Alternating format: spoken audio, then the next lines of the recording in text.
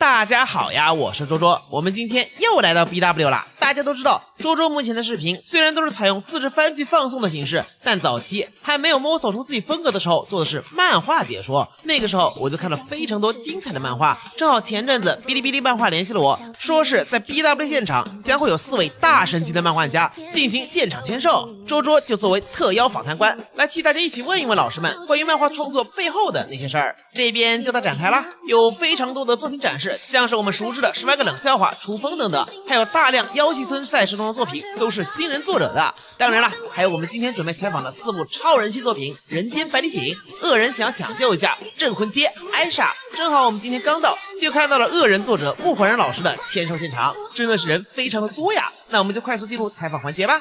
今天我们也是来到了恶人想抢救一下的 BW 签售现场，后台也收到了非常多粉丝朋友们的来信，所以呢，我收集了一下这些问题，也帮大家问一下木怀仁老师创作背后的故事。好的，没问题。大家好，我是木怀仁。我看这部漫画的时候，其实我的精神状态一直都是嘴角不断上扬，非常的姨母笑。我想问一下，就是老师是怎么去构思他们几个人物之间的关系的？我觉得这种东西不能说是我怎么构思，而是他们要在这个世界里去如何跟对方进行一个什么样的一个交互。比如说这个世界呀，它会有什么样的事情，然后他们角色才会在这个剧情里面发展成一个什么样的内容。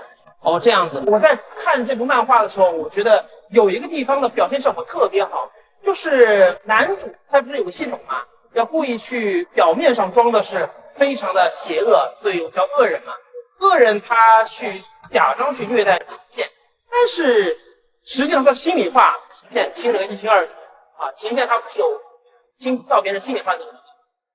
那他在漫画表现手法中，我会看到就是说，您在创作的时候，男主在想那个话的时候，那个气泡一响出来，然后秦县的那个眼睛他就直接穿刺到那个气泡上去了。那这种手法很巧妙哎，就是你当时是怎么去想到运动？刚开始想的是可能小说的方式要更合适一些，对白。但是当我们真把这部作品做出来的时候，才觉得说漫画真的是一个最好、最合适的一个载体，因为它可以给读者很直观的呈现出来内心戏的感觉。那您在做编剧的时候，那你会去参与一些分镜的设计吗？总体作画还是银波老师在做。那恶人是一个快穿类故事，您有自己特别喜欢的某个世界设定吗？所有的世界其实我都是挺喜欢的。最近有连载到好像穿回了一个秦县的原生世界的这样的一个内容，但是具体是怎么样的呢？还请大家继续关注更新。如果是老师来穿越，更想穿越进谁的身体嘞？我想穿越到 S0身上。S0就是系统是吧？对，是那只破猫。那如果你穿越到他身上之后，你还会在惩罚王毅的时候，还会很不留情的去电他吗？如果是我的话，那可能会耍一点心机，看看怎么样能把这件事情稍微避免一些了。有个隐秘的，就是可能这个问题比较敏感啊。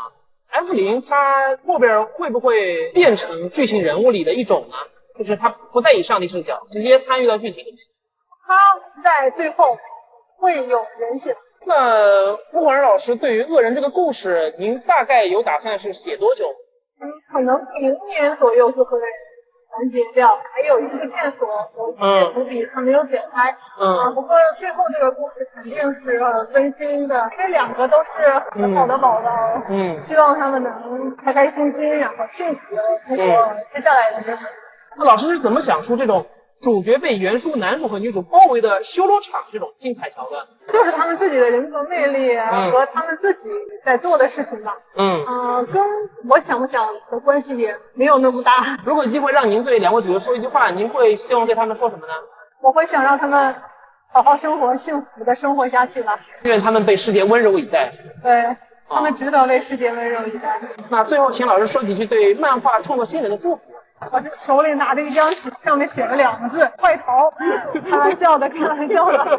基于各种各样的原因，这条路并不好走。但是漫画这条路，只能说是景色很好，也很幸福。说不定大家在做这部作品的时候，能把自己的想法什么的给全部描述出来。比如说，在你们把这个作品给出来，回头往期观看一下的时候，你们就会觉得一切都是值得的。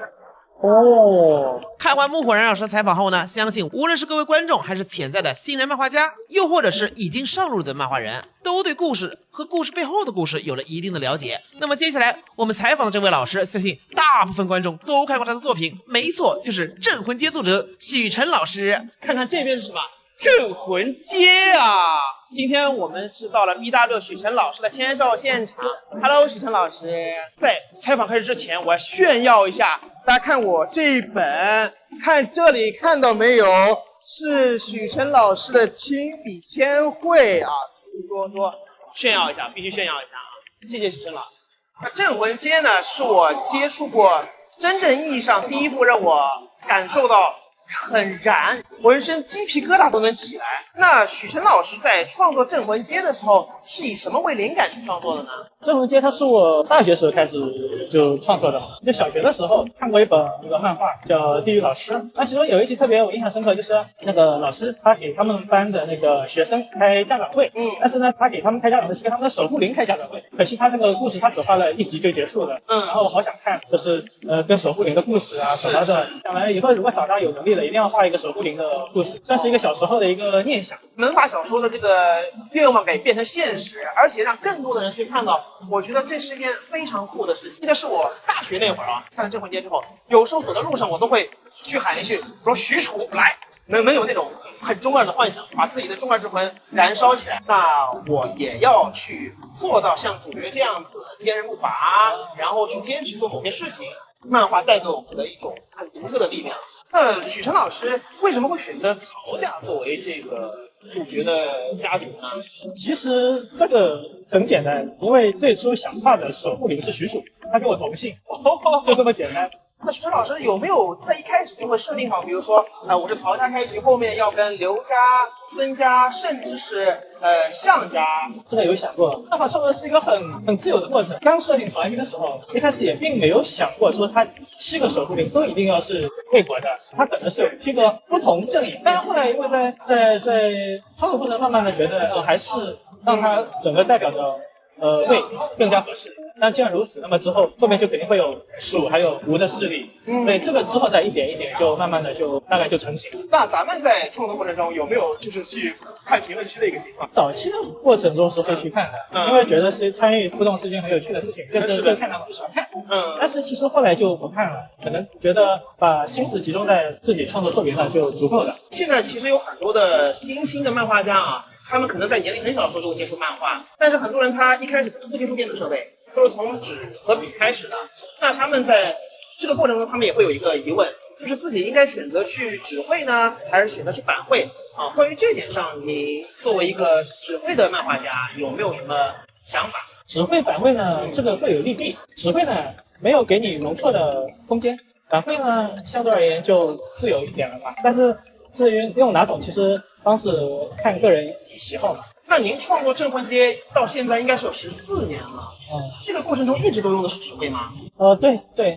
哇，那许晨老师，你在用纸绘的这个过程中画了这么久，那些原稿的话都放在哪里？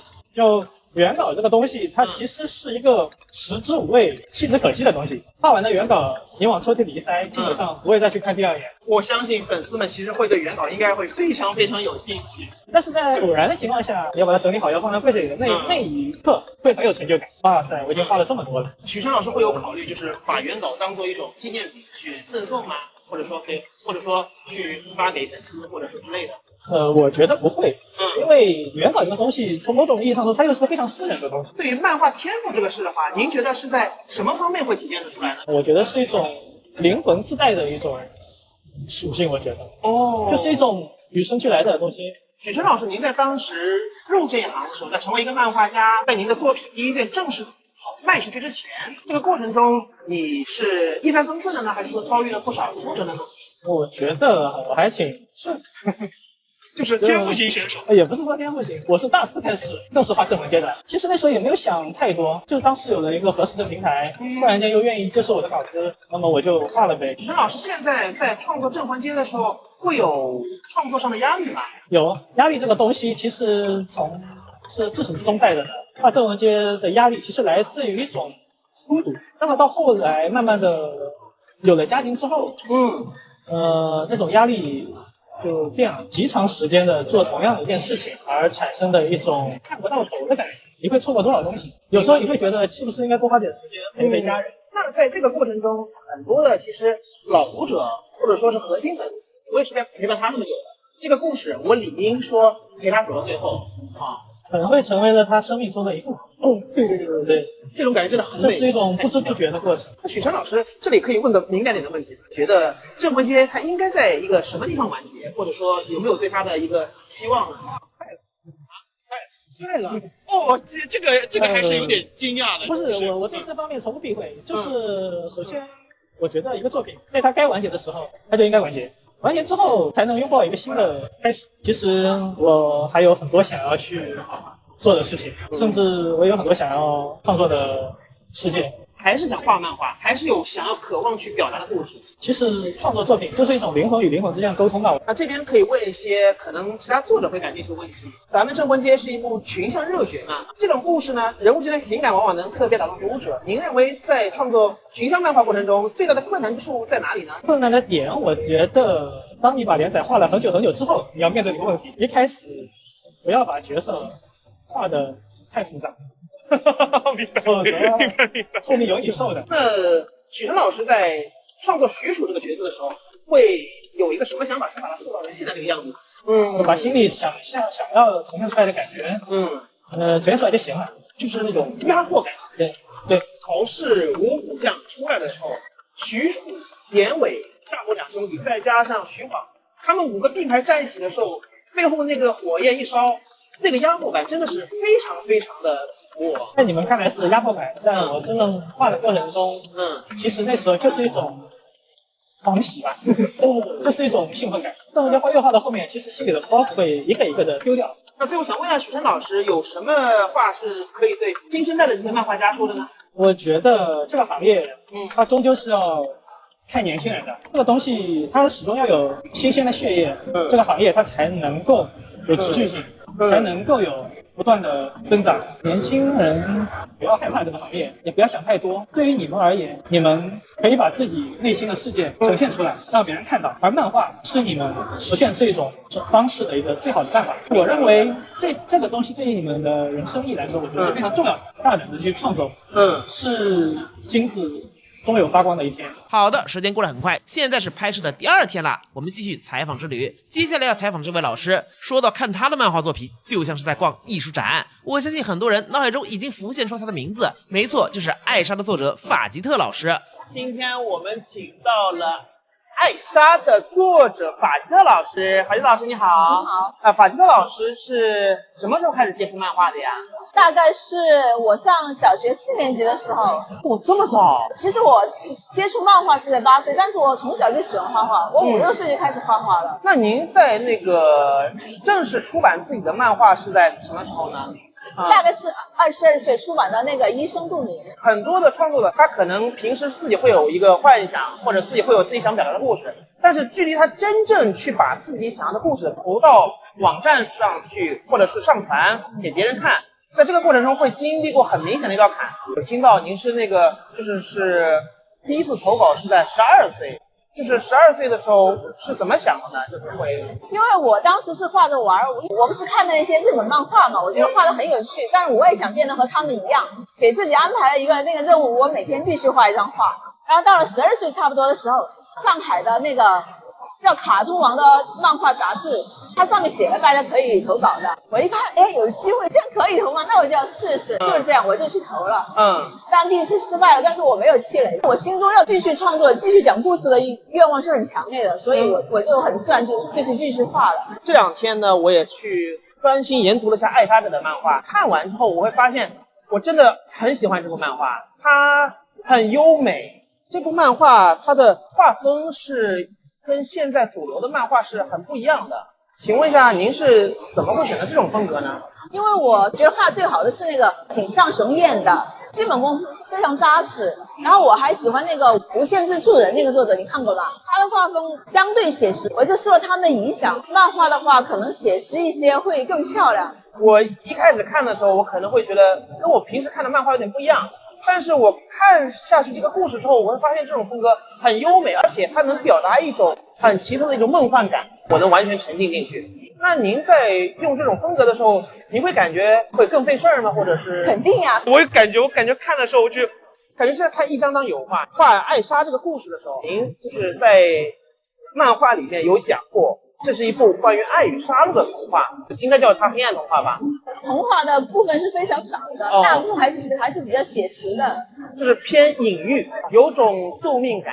就是老师在创作艾莎和艾达这两个人物的时候，你是怎么想到会创建一个双胞胎，但他们性格不一样的这种情况？其实没什么灵感吧，然后我就到处找资料，看到一部叫致命魔术的那个，它就是有那个双胞胎嘛，是的，我从那边得到灵感，然后我又看那个童话，我把两者结合一下，就很快的这个剧本只写了1天。哇哦！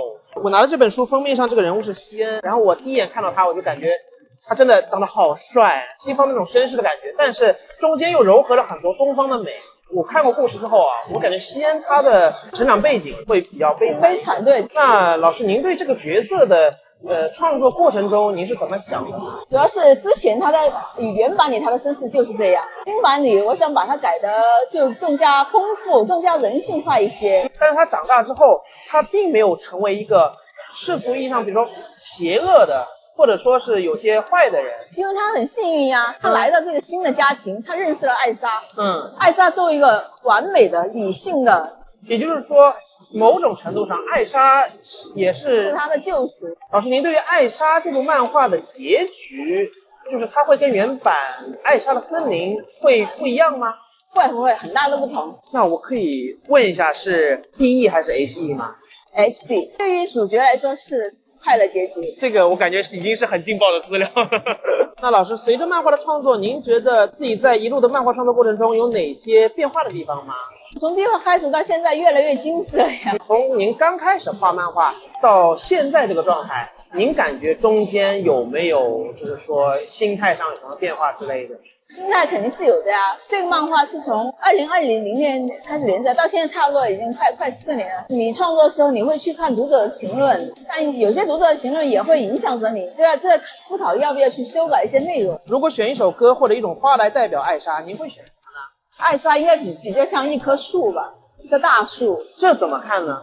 后期他会成为一个很强大的人，很有安全感的人。大树肯定比起花这种花虽然美丽，但是它很娇弱。哦，这样子的话，我有点 get 到艾莎的人格魅力了。但是前期的话，离它爆发还有一段时间，还没画到烂，读者也很着急，应该还有几话就到了，快到他成长的机会了。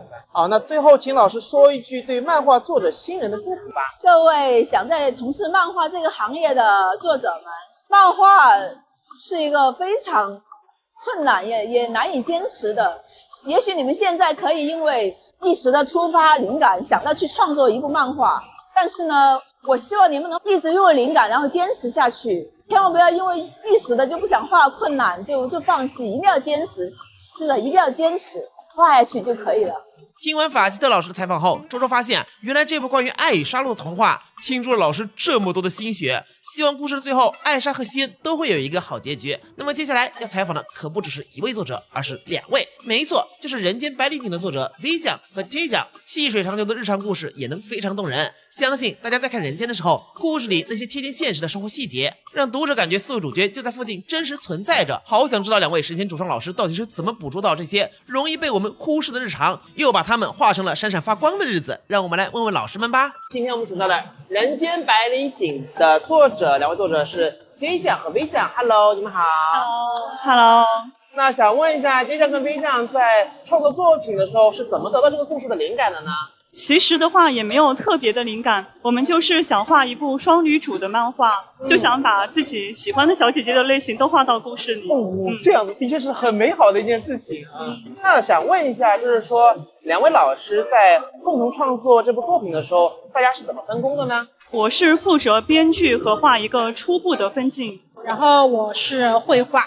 那我看到就是《人间》这部作品，它的画风啊非常非常的细腻。那么老师在做这部作品的时候，有没有特意就是去这个画风就是自己研究过啊，或者是什么样子的？一开始的时候比较青涩一点，然后随着时间的推移，可能变得更加的精致一些了。两位老师从开始画漫画到现在有多久了呀？其实已经挺久的了。对。哦，那刚刚入行的时候是一个什么样的契机呢？刚刚入行的时候，其实就是我毕业之后嘛，然后那个时候呢，因为我比较喜欢编故事啊，比较喜欢文字方面的，然后接酱是比较喜欢画画，然后我们就说我们平时也比较喜欢看漫画嘛，我就说要不然我们俩一起就是尝试一下来自己创作漫画。然后我们当时创作的第一部漫画是一部4格漫画，叫《向日葵学园》。但是很巧合的，其实那部漫画就得了那个当年的一个金龙奖的那个最佳4格漫画，就是可能也对我们比较是一种激励吧，就走上了、出道即巅峰嘛。然后就走上了这个道路。那真的是两位老师那是天赋型选手，太厉害了，真的是。那在创作过程中有没有碰到过就是挫折一类的呢？其实我觉得挫折蛮多的，因为我们国漫行业也不是特别景气，然后我们连载的杂志就是它也经常画着画着它就没有了。画漫画还是比较辛苦的，就是它在时间上的话，每天需要很长的时间来去做这件事情，每天至少要画10几个小时吧。那二位老师就是说，在这种比较艰苦的时候，是什么样的支撑能够让你们跨过这个坎儿，然后去把自己的这个灵感喷发出来，做出这么精彩的作品？我觉得就是对4个女儿的爱吧。哦，这个是真的。那想问一下，两位老师在设置我们人物的服装的时候，会有一些什么样的小巧思呢？其实就是平时会比较关注一些我喜欢的穿搭博主，然后还有一些从一些杂志上获得一些灵感，然后他们穿搭的重点就是比较注重于他们个性的区分，光是看他们的穿搭就能分辨出他们是哪一个角色。然后小景她就是比较少女感、少年感的那种，是的，对。然后木西她是那种比较清冷仙女一点的，然后琪琪就是那种性冷淡风。比较我很能 get 到这个感觉，比较高冷，然后有点高级的那种感觉。然后布衣姐姐呢，就是御姐，比较性感御姐风。但是布衣姐姐她其实性格中又带有一点那种俏皮的感觉。她虽然是姐姐，但是只是20出头嘛，所以在这个地方需要小小的平衡一下，就是那个御姐的感觉的那个微妙的那个点。这个我能感受到。我这2天在看《人间》的时候，我就感觉布衣姐姐她其实就是虽然说是一个姐姐形象啊，对，那其实还会有一些很少女的一个心思。李酱喜欢看悬疑类的作品，那《人间》里有什么情节是在看悬疑作品时突然有的灵感吗？其实情节上的灵感没有，但是呢，确实会有一些就是看悬疑得到的启发运用在作品中。比如说，就是我们美化结尾的时候，喜欢给大家留一个小的悬念。简单来说，就是留一些小钩子，然后吸引大家会继续看下去。我有被吸引到，真的，我看了，就是看到一章结束的时候，就是好难受，好想看下一章。没想跟街酱就是自述里面也有说很喜欢打游戏。双人成行有玩吗？有玩。那你们2个有没有配合过？因为那个很难配合，是难度有点高的。对，有配合，然后就玩的时候就一直不停的在呼唤对方。就是在工作上也能配合好，游戏中也是一堆好战友，这真的是很感觉就是非常棒。李酱的创作习惯与生活习惯是相似还是相反呢？两位老师有没有测过 MBTI？ 我是 INFP 小蝴蝶，我是 INTJ， 就是那个紫老头。那一个是 J 人，一个是 P 人。对，那这样子的话，你们就是创作习惯其实是会不一样的。我觉得我更注重计划性，然后让它能够顺利的完成，然后这样的话，它更在一些细节上更精益求精。那我这边可不可以问一个稍微敏感点的问题？就是两位老师对《人间》这部作品，就是有没有预期，比如说是什么时候完结之类的？我们现在其实开的是正片的最后一卷了，但是正片之后我们可能会画一些小番外。想问一下J酱跟 V酱，就是说，平时会看评论区吗？会的，我们平时都会看评论区，而且几乎每条都会看吧。我们会比较在意大家对我们作品的评论，我们会去琢磨一下它是不是存在这个问题。如果真的存在的话，我们会在以后进行一些修改或者进步。明白。那两位老师还是非常在乎粉丝的感受以及反馈的。两位老师对于一部漫画作品而言，人物、故事、情节、画风、分镜。优先级是哪个方面更高一点呢？我觉得第一的话应该还是剧情，但是我觉得现在的这种很快速的时代，我觉得画风其实也很重要，因为有一个漂亮的画风会比较抓住人的眼球吧。但是其实一个作品要做的完整，它其他每个方面它都是需要就是相对的做的比较好的，都要跟上，都要互补。对，好的，谢谢老师。那么最后呢，两位老师有没有对即将进入这一行的漫画新人，或者说是已经在路上的新人，有什么想对他们说的吗？我觉得话就是漫画呀，就动漫这个行业，除非特别喜欢，我觉得不然从事起来还是一个比较艰苦的行业。也就是说，虽然道路有点曲折困难，但是热爱可以消磨，就是热爱可以打破一切。对。好的，谢谢两位老师。好，谢谢。好啦，到这儿所有的采访就都结束啦，感谢几位老师的精彩回答。我们也看到了哔哩哔哩漫画在扶持原创漫画作品的态度和努力。听说他们还在测试全新的自由投稿功能，给个人作者更多成长机会。相信我们的国漫会越来越好。